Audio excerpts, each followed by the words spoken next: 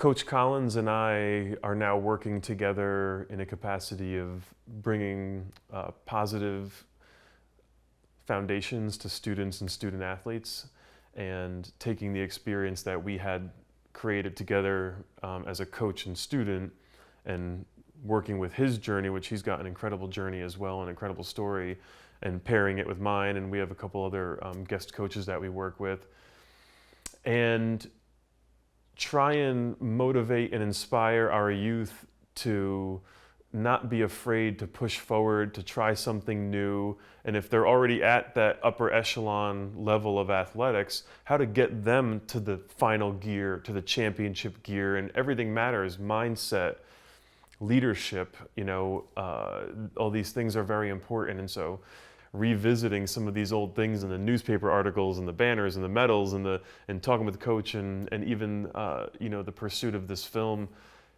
brings value to all the clunky junk that's on the shelf that would just sit in a box and just, who cares that I have a bunch of medals?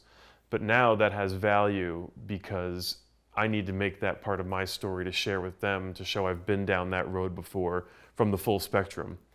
So I love, my favorite is a kid who's new. I want the kid who wants to quit and go away, because that's who we need to stay, because their stories are the ones that will turn into really incredible victories. And for all the kids who weren't mentioned in this film, who contributed to that championship victory, even though you're not mentioned by name, you're absolutely essential and a part of that journey and a part of that legacy. And that's a legacy that will live on forever. Why do you coach? My whole everything, I pray for this every day, to make a difference. To make a difference in any way I can, any possible way to make a difference, I try to. So I go to Stewart's and I buy someone random a cup of coffee. I leave money and the Stewart's worker gives it to whoever they think needs to have a pick-me-up day. I'm a volunteer firefighter. It's just, the pager goes off at 2 in the morning and it's an opportunity to make a difference and help somebody. So our saying that kind of came up with and it stuck is others before self. Thank you.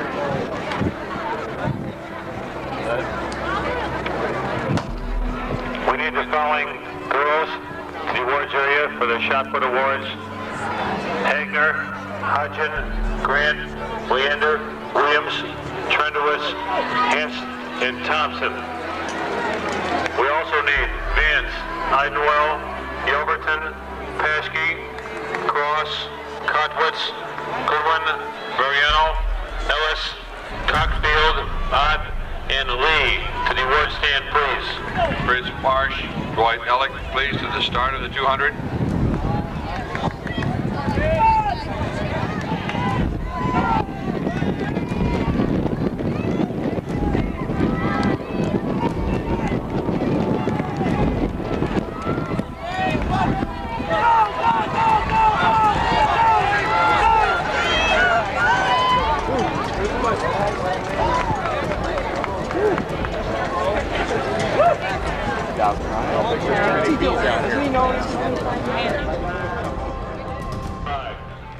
Finishing fifth, Dave Matthews of Wallkill, section 9, 55.40.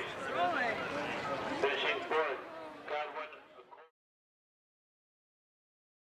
My name is Jeramie Collins, and I don't remember the exact years I worked at Wallkill because it just blurs into each other. But I started at New Paltz in 1991, and I was at Wallkill in 96, 97. And then I went to Kingston in 2009. So from 97 to 2008. My name is David Lionheart. I went to Wallkill High School. When I went to Wallkill High School, my name was actually Dave Matthews. A young man that I ran with, Raul, he said I ran with the heart of a lion, and so he called me Lionheart.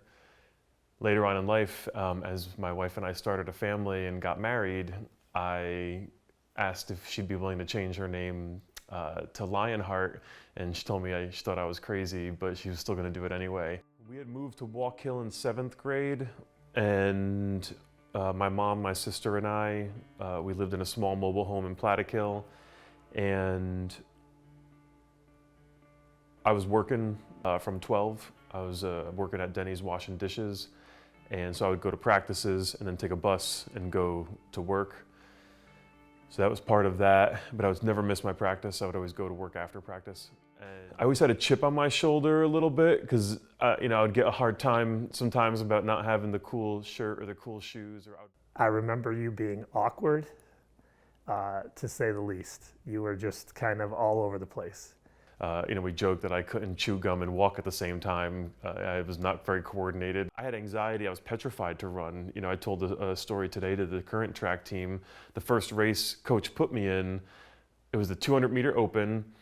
I hid from the start of the race. I jumped over the fence and ran down the hill, and I hid from the start of the race. The gun went off, so everybody's looking at the finish line. I ran back up the hill and trotted towards the locker room to try and not be seen. Coach gets a hold of me. He's like, "What is the matter with you? What are you doing?" And I was like, "Coach, I don't want to compete. I'll train, I'll work hard at practice, but I can't do it's too much." You know, I was like so nervous to lose. Hence, your sophomore year, you know, we valued showing up, setting up hurdles, because not everyone's going to score top 3 in an event, just not when there's 60 kids.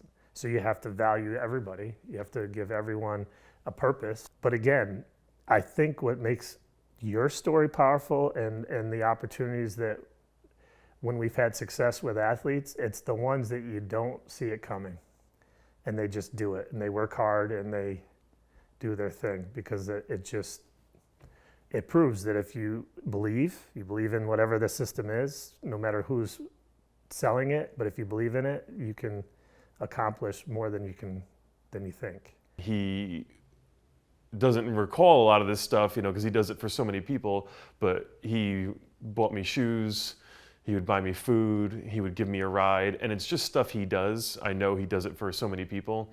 It's just the right thing to do. So if I'm willing to buy a stranger a cup of coffee, why wouldn't I buy Dave Matthews a pair of sneakers when I watch this kid come out every day and bust his tail and give everything he's got and believe in something? So to me, that's just what you do. After practice, took me to New Paltz, bought me a brand new pair of Reebok DMXs. When the air technology first came out, they had the pods in them where you felt like you were running on air. I felt like I was running on air. I would have run to the moon and back for him. But that meant a lot to me because my father left when I was young. So he kind of shifted into that father figure as well as coach. And the same way you'd want to make a parent proud, I wanted to make coach proud.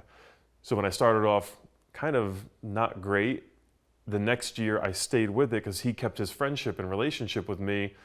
I got better. I went from the worst athlete on the team to the most improved athlete on the team and won that award. So to be able to deliver him a state championship my senior year, you know, what greater gift to give somebody who wants nothing in return. So Dave Matthews, early on you could tell that Dave had skill, he had the ability, he had what it takes, and I think that tend to make, as a coach, when you see that in someone, you tend to push them a little bit more, you tend to put a little more pressure on them, you tend to put them in positions like 400. Now think about this, probably called child abuse today, but to run a 400 hurdle, run the 4x4, run an 800, run time trials in those events when it's in a big meet. So it's not just running the 400, the 4x4, and the 400 hurdles. You have to run the semi, the final. You know, you have to run the trials, the semis, and a final. So that's running 3 times on each one of those events, and again, could be considered some type of an abuse of a child. But the more we pushed Dave, the more he accepted it, the more he shined, the better he did. I remember very clearly saying, "Look, if you're ahead, gear down because you have a lot to do today." And that was not in the vocabulary. You're like, "What do you mean?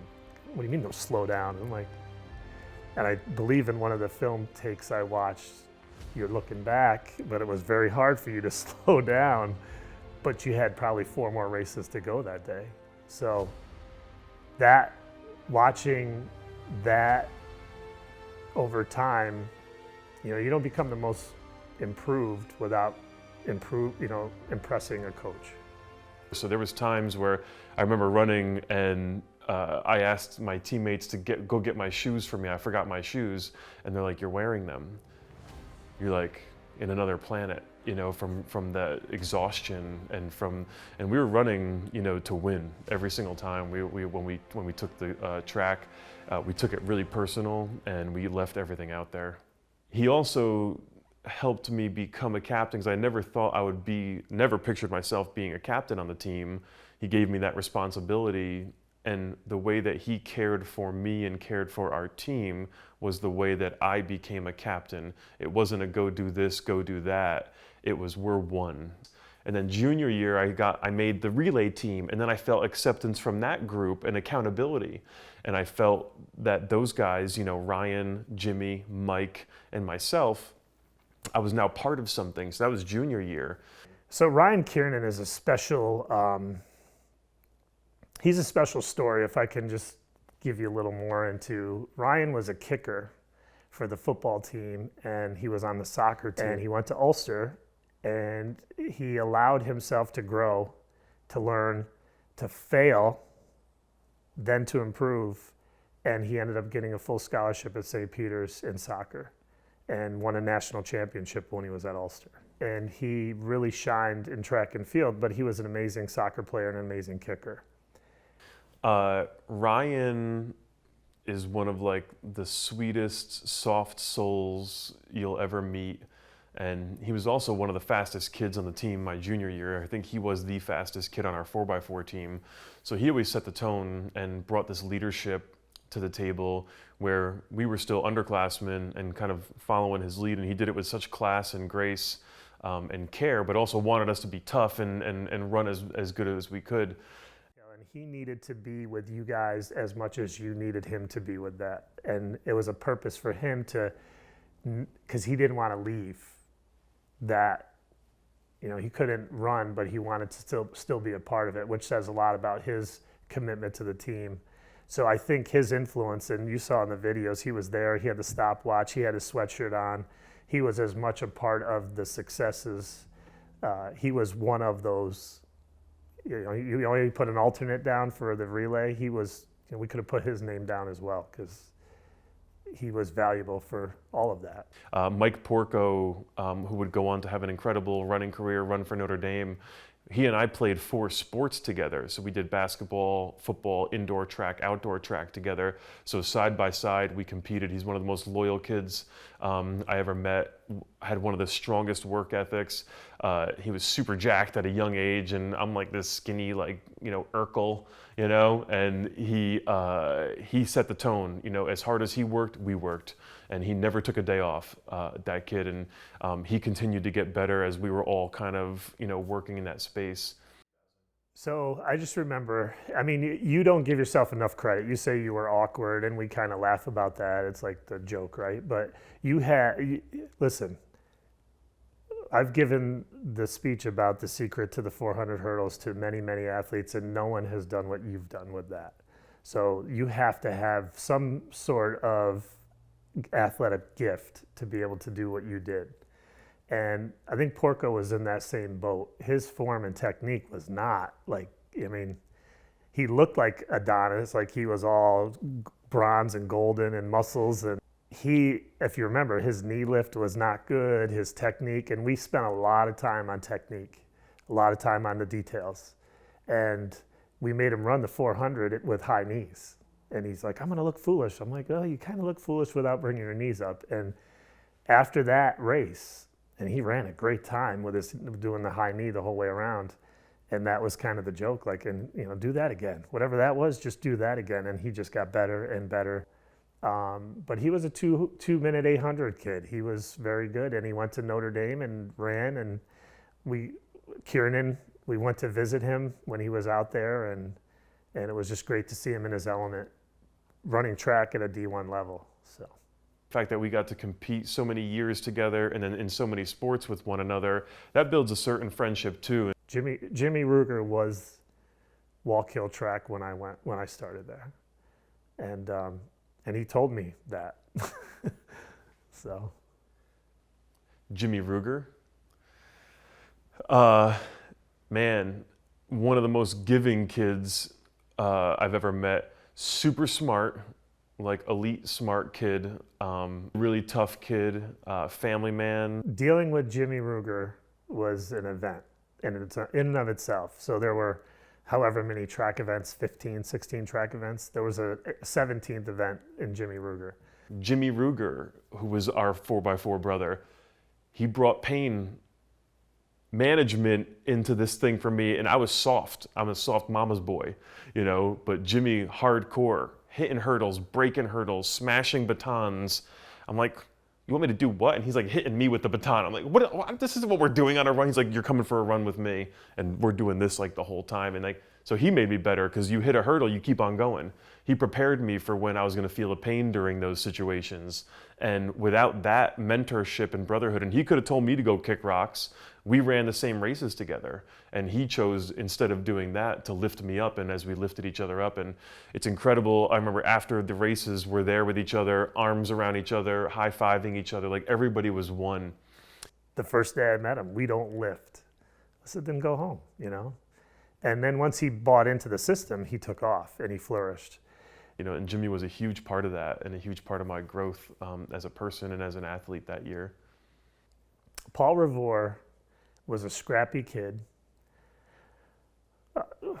There was a fight in the parking lot. It was a lifting day, off season, and there was a fight in the parking lot, and it was a bad fight. And there were police coming, and the county highway showed up with a truck full of guys with shovels because it was that bad of a fight. And Paul Revere took the opportunity to throw a couple lefts and rights because somebody was jumping one of our security guards. So Paul was usually the one getting jumped by the security guard, and in this moment he went to the defense of the security guard, and he had a chance to throw a couple lefts and rights, and he was always good with that. So when he got arrested and thrown in the back of the police car and handcuffed, the security guard came over and said, no, he was helping me. So we're sorry. And they let Paul out, and he came out swinging. And I'm like, they're letting you go. Don't get in trouble again. He's like, I'll give him trouble. And he was about to get arrested for a second time. But that was the kind of kid he was. He was going to fight. Mike, Jimmy, and I were again on that same relay team, and then Wild Child Paul came in, you know, guns a-blazing, and locked in with us, and it didn't fit in 100% at first, and everybody was trying to figure out what the relationship was with him, you know, because he lived a fast-paced life. He had a heart of gold. He was the sweetest guy, give you the shirt off his back. And what that meant in football, he was just the grittiest football player, and he made big play after big play. And then he brought that to track. And that's why we went out and got Paul Revere, because he needed track more than track needed him, but track needed him.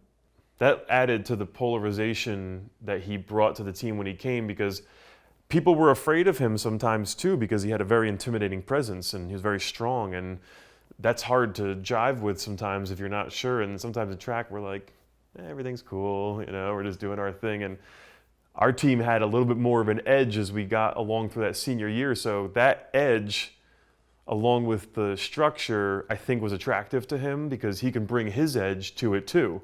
So we welcome that, you know, like, shoot, let's do it, man. And like when he showed me something that I didn't think was possible in a young man, in that he set aside a lot of that distraction in order to really be a good teammate and show up and not think he was special or different. He did the same things that we did, you know, when we were going together. Until he went out and started to perform, and then they said, okay, now we know why he's here. So, and then he just worked hard, and he made Dave Matthews work harder, and he made everyone else work harder. On the track, he was making me better. Every day after practice, he would come up to me, we're exhausted, and he always wanted to beat me because I was one of the faster 400 runners. He would challenge me to a race after we were already done practicing. We're exhausted, smoked, and he would come up to me and he's like, let's go on the line. he's the wild card. He is one of the reasons why we won everything that we won, because he brought that extra edge and he was talented. Rodney Manzo, who was one of the best hurdlers I've ever run with, had the best technique, the best discipline, super confident guy, and he was decorated athlete in the pentathlon. Also one of the guys with Jim, along with Jimmy, we set the school record for the 3x400 hurdles. He set the school record for the 3x110 hurdles. And then, like I said, he would go on to serve in the military and have a career at West Point and serve our country and run and compete at a 10 event for West Point. So Rodney was the kid, right? He was the kid that was the basketball star. And I went up to him as a freshman, play football, do track. No, I played basketball. Sophomore, play football, do track. No, I played basketball. Junior year, I don't think he did football, but he did track. And he walked onto our team not having any experience really, and right away, because of his natural ability and work ethic, started excelling in different events in the high jump and in the hurdles. And he had some of the best form that was out there. So the very first time I watched him do the high jump, and I told him like literally the J step, 5 steps, 3 steps, plant your foot, squeeze your cheeks and go, right? And he did it and jumped 6 foot. Like, yeah. That you don't do that. That's unheard of. I'm thinking, oh my gosh, this kid's he's a phenom. He's gonna be incredible.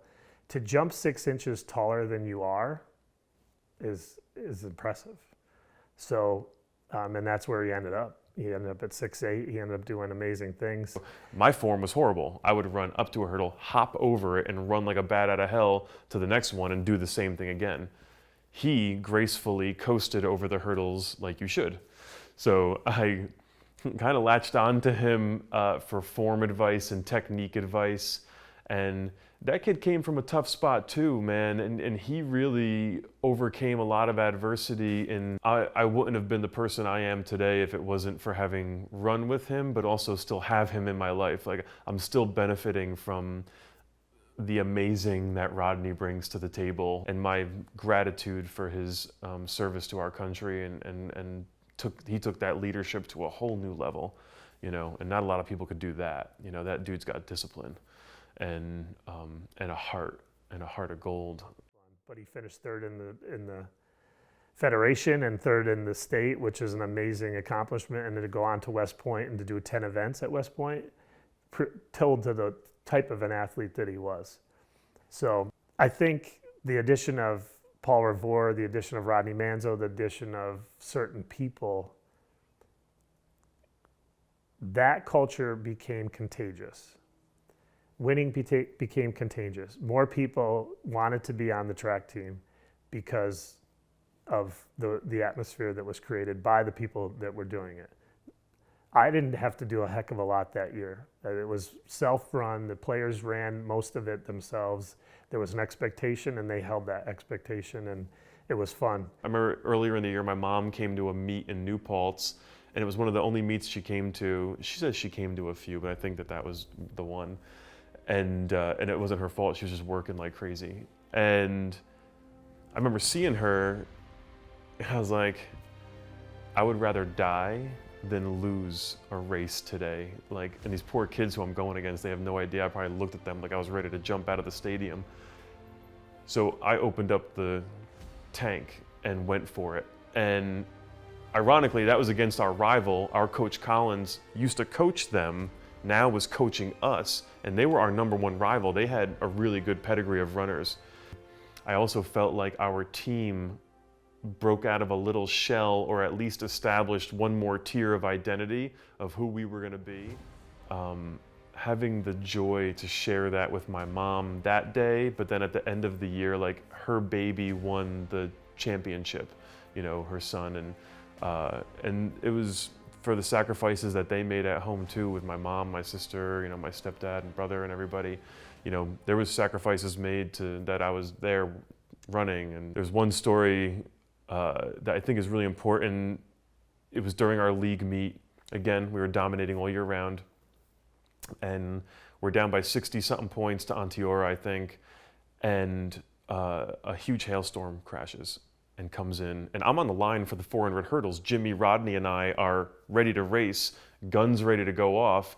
This hellacious storm comes in, and I just remember it got very ominous, right? The clouds, purple, it was dark, it was weird. And this storm came in, and people are running to buses, and we were stuck under the tent. There was a handful of athletes under the tent, and we couldn't get to the bus. And it was hail, thunder, lightning. Lightning strikes, everyone panics, everybody freaks out. We're trying to grab stuff. I have no idea where 60 kids that I'm responsible for, and I have no idea where they are, because you're at a track meet where they're spread out all over the place. And they suspended the meet to the next day, I believe. Power's out everywhere. We get back to the school, and we go down into the locker room, and coach is like, all right, here's what we have to do. All the way home, fidgeting with my pen and paper to figure out what we needed to do. Here's what we have to do. We got to go 1, 2, 3 in the hurdles. We got to take top 2 in the relays. You need to win, the open 4. And we go through this list of things that we have to do in order to maybe have a chance of winning. We went over everything in the locker room. We came in, it was pitch dark. This is what we need to do, right down to every race. We have to win. To win first, second, and third in a league meet is an impossible task. We had to do that on the first race when we went back. And we talked about it. We left the locker room. We broke as a team. We're in that dark locker room. He's like, this is for your ears only, leave here. So I show up to the trailer. Trailer has no power. The phone rings. Time Tell Record calls me. And he's like, what's up, Dave? And I'm tired. I'm just sitting there. I'm in this dumpy trailer, hungry. And I was like, you know what? I was like, actually, on Monday, we're going to take 1, 2, 3 in the 400 hurdles. We're going to take at least top 2 in every single relay, and I'm going to win the open 4. I was like, and we're going to pull together and do this thing as a team, and we're going to win on Monday. I get up 5 o'clock in the morning. I go to Stewart's to buy coffee and a newspaper, and I see the headline in the newspaper. Dave Matthews says everything we talked about, and I was beside myself. And I met Dave Matthews at the bus. I get off the school bus, and I have no idea we didn't get the paper. There's Coach standing there, face red as a beet, and he's like, get in my office right now. I might have had a few kind words to say to him, and responsible confidence was his answer. And I'm like, what? I said, this is what I call a locker room, they're hanging, every team in the league has this hanging in their locker room, and this isn't good. And Dave Matthews looked me in the eye and said, responsible confidence. Okay. I was like, Coach, we got this, man. He's like, what is, and I was like, it's responsible confidence. I'm responsible for the team. The team is confident we can do it. We got this, Coach. And it wasn't just me talking smack because I was a super quiet kid. The team believed it. They believed, when I said that, they believed it because they're like, all right, one of our leaders, that's how we're going to war on Monday? Well, let's go. If that's what it's going to take to win, let's go. And so while it was a long 4 days for Coach and I, every time he looked at me, I felt like I was a kid who broke the cookie jar while I was trying to steal the cookie. But I just had to stick to my beliefs, and the team stuck to their beliefs, and we showed up. And we did exactly what we said we were going to do. We took 1, 2, 3 in the 400 hurdles to start the meet, and that set the tone. Once they saw that, you can really believe, because that's really difficult to do in a league of really exceptional talent. And we got off the bus, and we got to the line, and I just remember that race, when those 3 guys came in, 1, 2, 3, it sent a message to every other team there, right off the bat. And they read it in the newspaper, thanks to Dave Matthews. And it just became that, and we just did what we did. To take the top 3 spots, and Rodney and Jimmy and I went out and did so, and every other teammate followed suit in all the rest of the relays, all the rest of the events.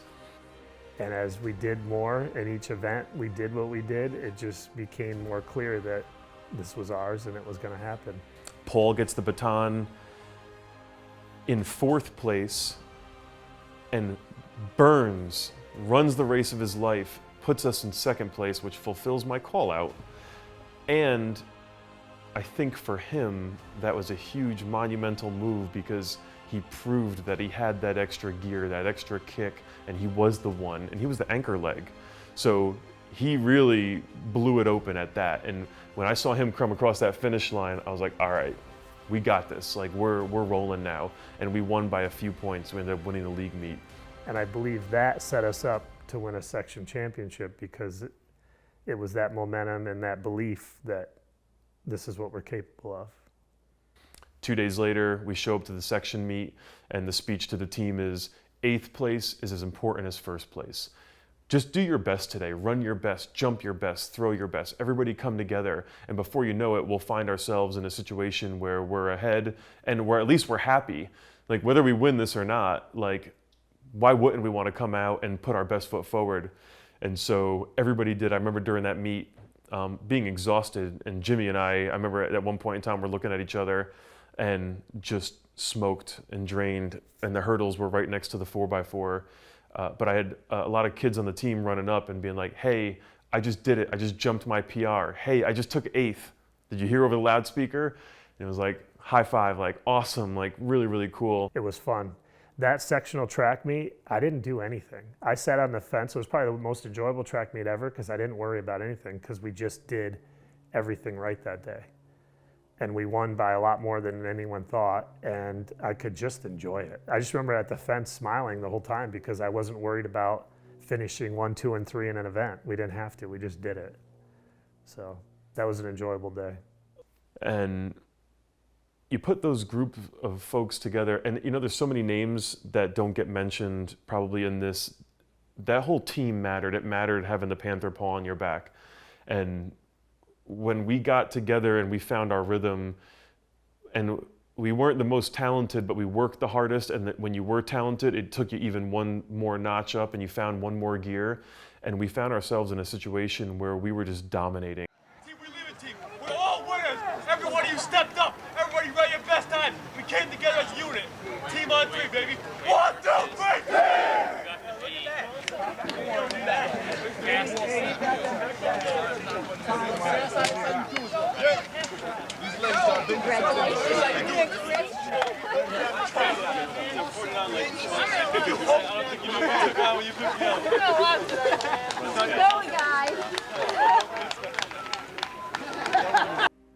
I think we were all running for something a little bit more than just that plaque. And when we did it, we can exhale for a moment. Like there was like a little lull. I felt like we did it. At the state qualifier in Kingston, I had already hit the qualifying time to compete in states. So I didn't have to win. I just had to come in top 2. So I remember running, and I was like, if Jimmy's number 2, I'm gonna stop and let him go. This way we both get in, because all we had to do was take top 2, and then we're both going. To have that number of athletes qualify for state, and that year we had, I want to say with the relays, I think we had 16 kids qualify for nationals, unheard of. And I remember turning around during the race, and people thought I was being like showboating, like look at me or where's the next person, but I was looking for Jimmy, and I turn around and I see another competitor, and I said, oh, you're not Jimmy. I was like, I gotta go. And so I qualified first in that, and then the gentleman behind me that came in got the second spot, you know, from our section. As a coach, you have to worry about everyone. As an athlete, you worry about yourself, but as a coach, you worry about everyone. And did they eat properly? Are they sleeping? What's going on? Are they gonna show up to their event on time? Do they have their cleats, you know, their spikes, like all of that, so. Going into qualifiers now, it was the biggest stage I've ever competed on. This was it, you know, a lot of hype, a lot of nerves. I was already nervous just running regular, you know, like this was a big deal. And so trying to stay grounded and with our team, and we were goofy, you know, and kept it light enough. I ran the race. I got edged out by a guy who beat me big time. The next Class B guy that beat me, barely beat me, had enough kick, he came in past me at the finish line, as fate would have it, like I said, it takes a lot to get to the finish line and positioning of where you are. Because he beat me in the qualifier, he got moved to lane 8 in the hurdle final. And I was the next fastest person, so in the second heat of runners, I had the best lane. I was put in the preferred lane. So if he didn't beat me, I would have been in lane 8, and maybe I still would have been okay. But psychologically, when you're given the best lane assignment in the #1 race for the gold medal, that was a big deal. You know, I was able to go through with my game plan. So because that kid smoked me in the quali, I was able to, you know, find myself in the final position, in a really good position. Sometimes Dave doesn't think his technique was that good. I think it was an exceptional technique because it was an attack mode at all times. And that's how you have to win the state level. You have to attack at all times. You can't, and he did. So. And during that time, Jill and I were dating. She was the captain of the girls' team. I was the captain of the boys' team. The night of state championships, Jill and I were hanging out, and we had a couple friends, and these boys were running through the hotel, and they run into the room. We had no idea who they were. They run into the room and they kiss Jill on the face and then run back out. And I'm like, what? And so I'm getting ready to go. Everyone's fast. It's a track meet. This is the fastest people in New York State. Like, I might not be stronger than them, but I'm as fast as them, and I'll go get them, you know? And she grabs me and she's like, what are you doing? You know, and she was a really sweet spirit, even keeled, like totally, you know, kept me in my place. She's like, you're running for the championship tomorrow. You're running on a relay tomorrow. Like, what are you doing? I don't care. Like, first of all, what the heck even happened? But who cares? Like, duh. Like, what are you doing? And so she stopped me from running out there. I mean, I could have twisted an ankle. I could have got beat up big time. You know, I was fast, but I wasn't strong. You know, I was still, you know, getting there. And because of her, I didn't do something stupid that night, you know, and I was able to make it to the next day. Like, being thankful to even have the opportunity to compete and to get there. So much has to go right, you know, and you have to be your best. And if I would have done something stupid, I wouldn't have ruined my opportunity for the hurdles. I also would have ruined the opportunity for my 4x4 brothers that we wouldn't have been able to run.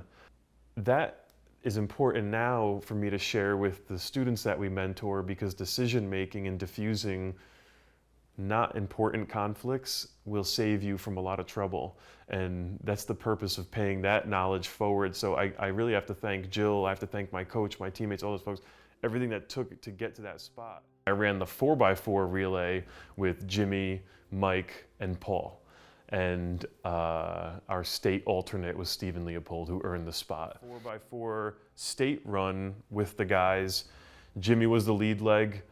He took it to the house, you know, and brought it in. I think we were in 7th place out of 8 when Jimmy hands it off to Mike. Mike Burns comes around, puts us in, I think, 6th, like clockwork. Mike hands off to Paul. Paul goes and burns around, and then you know, I ran into Paul later on in life, and he's like, you know, Dave, I always didn't care, because whenever I gave the baton to you, I knew we were going to win. I knew that we were going to go do it, you know? So here comes Paul burning, puts us in 5th place in the scrum, and then when I took off as the anchor leg, it was my responsibility to close out the race, and I didn't do it. I didn't have the gas in the tank. Stayed in the 7th place position, and we took 5th overall in the Class B, which is a really great accomplishment, and then 7th in that particular race.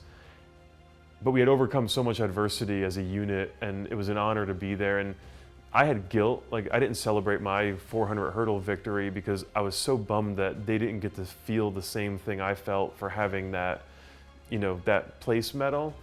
But when I won the hurdles, we all felt like we won. You know, that competing in that 4x4 race and being so good to get there, we all won. You know, like, that was just part of our gig. And I have to really thank them for their generosity with me, and I can't think about it like that, you know, to have the guilt, but it was something that I did feel a lot of guilt about afterward. I wish I had one more gear, and I was burnt after that. That was the end of our story, you know, at 4x4, and I'll hold on to that memory forever, because being a part of that relay and having that accountability made me the young man that I was at that time as well. And